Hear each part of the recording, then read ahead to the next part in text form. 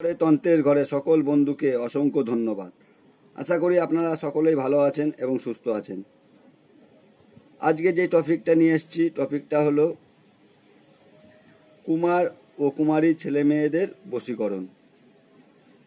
মানে এটা অবিবাহিত ছেলে মেয়েদের জন্য শুধু এই তদবিরটা, বিবাহিত স্বামী স্ত্রীদের ক্ষেত্রে এই তদবিরটা, এই ক্রিয়াটা করা যাবে না। বুঝতে পেরেছেন? তো আপনারা কি করবেন, পশ্চিম দিকে মুখ করে বসে দুরূদ ইব্রাহিম পাঠ করবেন, আসন বন্দনা করে নেবেন, গুরু বন্দনা করে নেবেন, দুরূদ ইব্রাহিম পাঠ করবেন।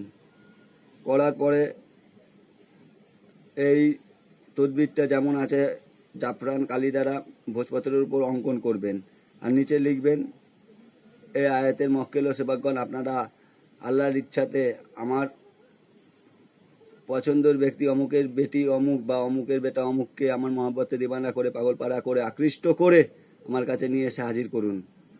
হ্যাঁ, এই কথাটা লিখে দেবেন। লিখেন কোনো পবিত্র কবরস্থানে পুঁতে দেবেন বা অন্য কোনো পবিত্র স্থানে, ফাঁকা ময়দানে পুঁতে দেবেন। কবরস্থানে দিলে খুব ভালো হয়।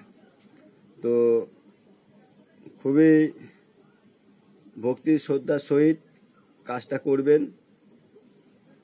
হয়তো এমন কোনো ভাইয়েরা আছেন বা বোনেরা আছেন যারা খুবই ভালোবাসছিলেন কাউকে, আপনাকেও ভালোবাসতো, কিন্তু এখন ছাড়াছাড়ি হয়ে গেছে, কিন্তু আপনারা কোনো ক্রমেই তাকে ভুলতে পারছেন না,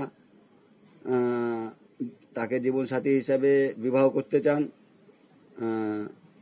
শুধুমাত্র তাদের জন্য এই আজকের এই তদবিরটা আপনারা করুন, তাহলে নিশ্চয়ই এর ফল আপনারা পাবেন। ঠিক আছে, আশা করি আপনারা বুঝতে পেরেছেন। গুরু বন্ধনা করে নেবেন, সাফ শুদ্র বস্ত্র ধারণ করে, পরিষ্কার বস্ত্র ধারণ করে, শুদ্র বস্ত্র ধারণ করে ভক্তিভারে এই ক্রিয়াগুলো করবেন। ঠিক আছে, নচেত কিন্তু এই সব ক্রিয়া কাজ করবে না। নিয়ম নিষ্ঠা ভক্তিভার এইগুলো এই ক্রিয়ায় দরকার। ঠিক আছে, আশা করি বুঝতে পেরেছেন। আপনারা যদি কোনো জায়গায় বুঝতে অসুবিধা হয় বা মনে হচ্ছে বুঝতে পারছেন না, আপনারা কমেন্ট করে জেনে নেবেন। ঠিক আছে, অসুবিধা নেই, আপনাদের পাশে আমি সর্বদাই আছি। ঠিক আছে, ভালো থাকবেন।